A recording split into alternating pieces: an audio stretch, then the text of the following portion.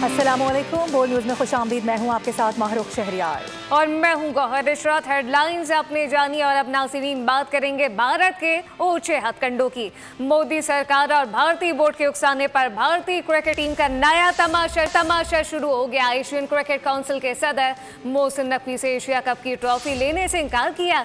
Dubai international stadium में अख्तामी तकरीब Fateh team को ट्रॉफी दे बगैर ही खत्म हो गई। इंतजामिया भी ट्रॉफी अपने साथ ले गई। मोहसिन नकवी अपने फैसले पर डटे रहे। भारतीय टीम किसी और से भी ट्रॉफी वसूल ना कर सकी। एशिया कप का टाइटल जीतने के बावजूद भारतीय टीम की हठधर्मी बरकरार रही। नो हैंडशेक के बाद नो ट्रॉफी टेक ड्रामा। सदर एसीसी मोहसिन नकवी से ट्रॉफी वसूल करने से इनकार। इख्तितामी तकरीब फातेह टीम को ट्रॉफी दिए बगैर ही खत्म हो गई। भारतीय टीम खड़ी इंतजार करती रह गई लेकिन उन्हें ट्रॉफी नहीं दी गई। भारतीय टीम की हठधर्मी पर मोहसिन नकवी भी डटे रहे। यूं भारतीय टीम किसी और से भी ट्रॉफी वसूल न कर सकी। भारतीय बोर्ड ने एसीसी को ट्रॉफी न लेने के बारे में आगाह किया, जिसके बाद इंतजामिया ट्रॉफी और मेडल वापस ले गई। मोहसिन नकवी स्टेज पर मौजूद रहे। रनर अप टीम पाकिस्तान को इनामात दिए।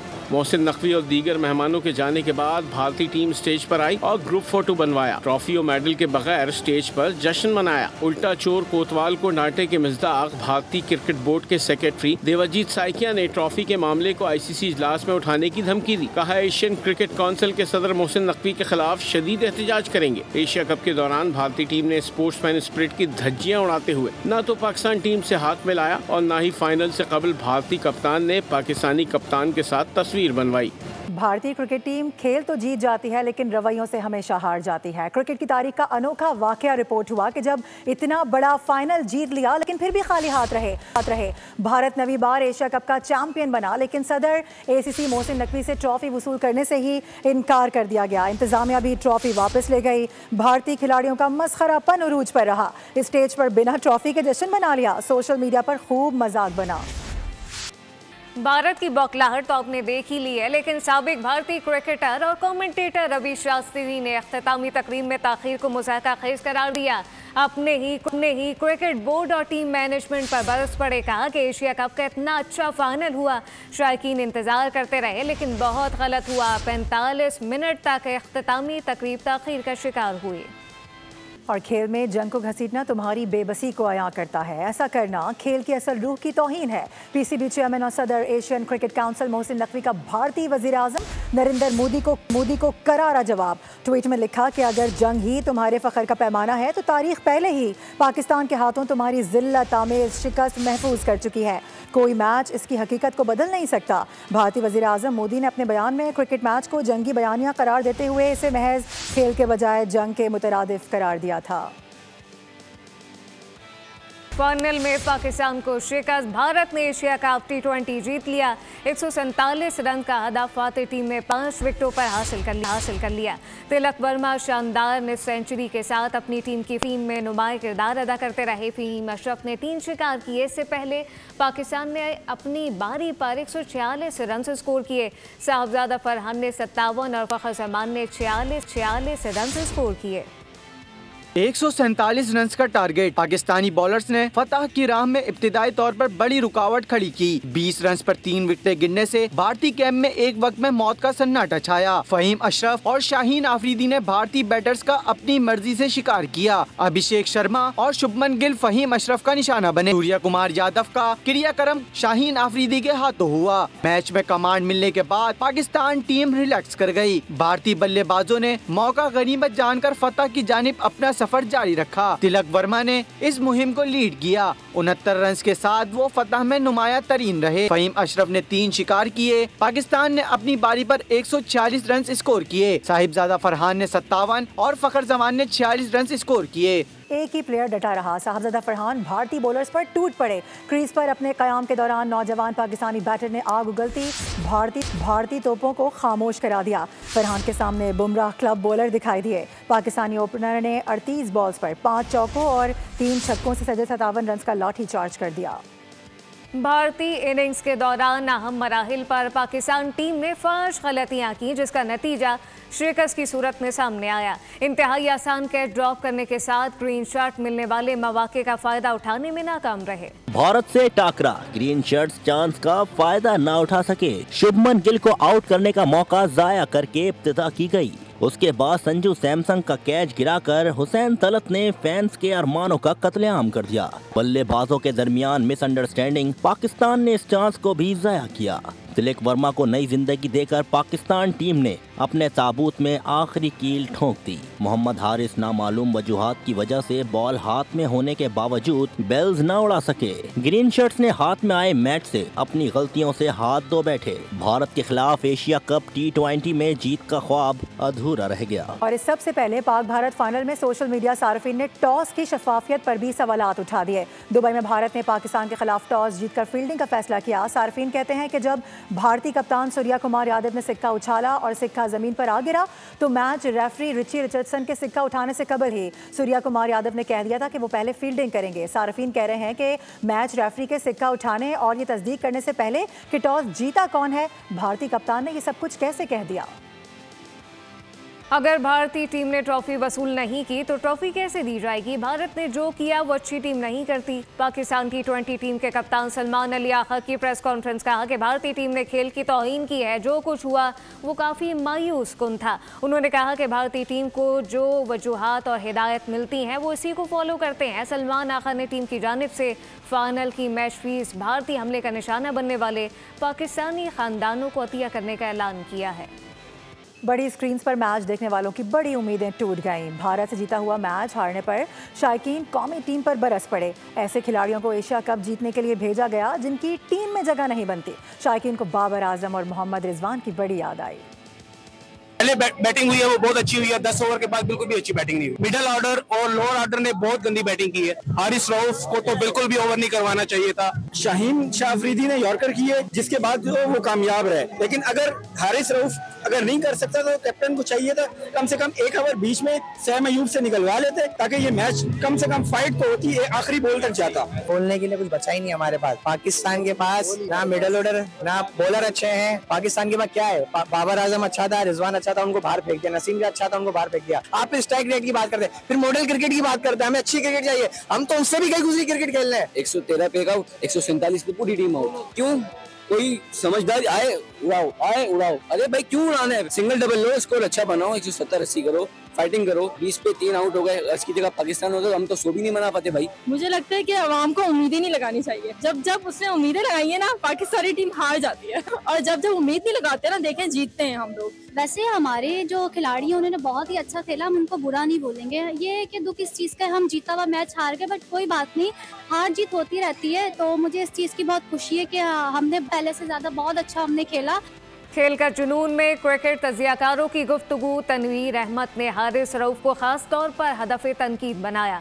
फवाद मुस्तफ़ा ने कहा मिलने वाले तमाम चांसेस का फायदा ना उठाकर पाकिस्तान ने अपनी शिकस्त का बंदोबस्त खुद किया। बैटिंग की हम बात कर चुके हैं। हमारी बैटिंग ने पूरा ट्रांजिशन सीरीज हो ये एशिया का लेट डाउन किया, कुछ भी नहीं किया। आपका वो कप्तान जो T20 का प्लेयर नहीं, आपने उसको कप्तान बना के भेज दिया है जी। माइक एसन के चक्कर में वो इस्लामाबाद का हेड कोच था, तो जी उसने बोला मेरी मर्जी की टीम बनेगी, तो आपने उसको कप्तान बना दिया। क्या परफॉर्मेंस रही उसकी? आप एक 7वें नंबर की टीम है, आपने 8वें 9वें 10वें नंबर की टीमों को हरा दिया। ठीक है, 3 मैचेस आपने खेले और आप एक्सपोज हो गए। और जिस तरह का आपका सिस्टम है ना, ऐसे ही चलता रहेगा। ज़्यादा उम्मीदें लोगों को ना दिलाएं, क्योंकि कोई बेहतरी आने की कोई चांस नहीं है, क्योंकि नजर कुछ नहीं आ रहा। लेकिन हमने और एशिया कप को सियासत की नज़र करने पर कांग्रेस ने नरेंद्र मोदी को तनकीद का निशाना बनाया। ऑपोजिशन की जमात की जानिब से जारी बयान में कहा गया कि नरेंद्र मोदी एशिया कप को भी सियासी मफाद के लिए इस्तेमाल कर रहे हैं। ये भी कहा गया कि जीत के बावजूद भारत की इज्जत नफ्स मुतासिर हुई है। मोदी की पॉलिसी के बायस टीम ने ट्रॉफी उठाने से गुरेज किया, जिससे आलमी सतह पर मनफी तासुर उजागर हुआ। वज़ीर आज़म शहबाज शरीफ कहते हैं न्यूयॉर्क का दौरा इंतहाई कामयाब रहा। अक़वाम मुत्तहिदा की इमारत में गज़ा की सूरत हाल पर इजलास खुशाइन पेशरफ है। कामिल यकीन है कि इजलास का मुस्बत नतीजा सामने आएगा। लंदन में सहाफ़ियों से बातचीत करते हुए मार के हक़ में हम और कहा गया कि हमने भारत को शिकस्त फ़ौज दी। फ़ौज पाकिस्तान ने भारत को जो सबक सिखाया वो हमेशा याद रखा जाएगा। पानी के मामले पर भी अक़वाम मुत्तहिदा में बात हुई है। वज़ीर आज़म ने कहा कि डोनाल्ड ट्रंप से इंतहाई खुशगवार मुलाकात हुई, जिसमें सरमायाकारी पर बातचीत की गई। बोले सऊदी अरब पाकिस्तान का इंतहाई बिरादर मुल्क है। दौरे पर हमें बहुत इज़्ज़त मिली। पाकिस्तान और सऊदी अरब के दरमियान दिफाई माहिदा किसी के ख़िलाफ़ नहीं, अपने दिफा के लिए है। को अल्हम्दुलिल्लाह कि हमारा अभी जो न्यूयॉर्क का और वाशिंगटन का विजिट था वो बहुत ही मुफीद था और बहुत कामयाब था। सबसे बड़ी जो अच्छी बात ये हुई कि यूएन की बिल्डिंग में प्रेसिडेंट ट्रंप ने मीटिंग को चेयर की प्रेसिडेंट तैयब अर्दवान के साथ गजा के ऊपर। उस मीटिंग के नतीजे में मुझे यकीन कामिल है इंशाअल्लाह कि उसका बहुत जल्द मस्बत नतीजा निकलेगा। मार का हक में हमने हिंदुस्तान को शिकस्त फाश दी। पाकिस्तान की अफवाज ने अल्लाह ताला के फज़ल करम से और उसको एक सबक सिखाया, जिंदगी भर याद रहेगा। हिंदुस्तान को पानी के ऊपर हमारा जो हक है बतौर लोअर राइपेरियन के, उसके बारे में बड़ी भरपूर बात की। प्रेसिडेंट डोनाल्ड ट्रंप से इंतहाई खुशगवार माहौल में गुफ्तगू हुई। सऊदी अरब पाकिस्तान का एक बरादर मुल्क और ये सदियों से ये रिश्ते सऊदी अरब के और पाकिस्तान के हैं। तो मैं समझता हूँ कि ये वो एतमाद, ये वो ट्रस्ट, ये वो खलूस है जो कि दिहाइयों से चला आ रहा है। ये मुआहदा किसी के खिलाफ नहीं है। कराची का इंफ्रास्ट्रक्चर बुरी तरह मुतासर हो चुका है। टूटी फूटी सड़कें हादसात का सबब बनने लगी। जिना एवेन्यू रोड टूट फूट का शिकार है। हादसात रोज का मामूल बन गए। मजीद क्या तफसीलात हैं, मोहम्मद काशान से जानते हैं। बिल्कुल देखिए, मैं जिना एवेन्यू रोड से रिपोर्ट कर रहा हूँ। एक माह कबल भी बॉल न्यूज़ की जानिब से इस रोड की निशानदेही की गई थी। उसके बावजूद ताहल मेयर कराची की जानिब से या सूबाई हुकूमत की जानिब से एक्शन नहीं लिया गया, जिसके बाद इस रोड पर बड़े बड़े हादसात रोनुमा हो रहे हैं। कैमरामैन नज़ाकत अली आपको पहले मनाजिर दिखाएंगे कि ये वो शारा है जो कि एयरपोर्ट की जानिब जाती है, शारा फैसल की जानिब जाती है, और साथ ये शारा जो है सुपर हाईवे से भी टच हो रहा है, नेशनल हाईवे से टच हो रही है। लेकिन अलमिया हुकूमत की जानिब से अब तक एक्शन नहीं लिया गया, जिसके बाद हादसात रोनुमा भी हो रहे हैं। सर, क्या कहना चाहेंगे? बजट नहीं है, बजट तो मिल रहा है, ये उसका इशू है, काम करा है। देखें आप ट्रक पलट रहे हैं, रोजाना हादसात हो रहे हैं, फैमिलीज गिर रही हैं, इसका कोई वली वारिस नहीं है। गाड़ी बाइक अंदर फंस जाती है, कभी गाड़ी फंस जाती है, और ये इस रोड का नहीं, पूरे इसी रोड का यही हाल है। कराची के पूरे यही रोडों का हाल है। और तो दावे किए जाते हैं कि हम रोड बना रहे। बीच में मैंने उनका एक बयान सुना था कि भाई हमने मंजिल पंप पे इधर उधर सारी जगह विजिट कर लें, रोड बनना शुरू कर। क्या हुआ, एक दिन मिट्टी डाली, दूसरे दिन वही हाल है। डामर नहीं डालते, पत्थर नहीं डालते, खाली मिट्टी डालते हैं, बस बना के चले जाते हैं, मतलब रोड बना दिया। बदतरीन सूरत हाल है। बार बार बॉल न्यूज़ की जानिब से निशानदेही कराई गई है इस शहरा की, उसके बावजूद हम देख रहे हैं कि मेयर की जानिब से नोटिस नहीं लिया गया। मेयर कराची के दावे हैं, शहरियों को शदीद मुश्किलात का सामना। बहुत शुक्रिया। आगे बढ़ेंगे, आपको बताएं कि एफबीआर की जानिब से मुल्क में इनकम टैक्स रिटर्न फाइल करने की आखिरी तारीख 30 सितंबर अभी तक मुकर्रर है। क्या मौजूदा हालात में मुकर्ररा तारीख तक इनकम टैक्स रिटर्न फाइल हो सकेंगे या तारीख बढ़ाई जाएगी, इस रिपोर्ट में आपको दिखाते हैं।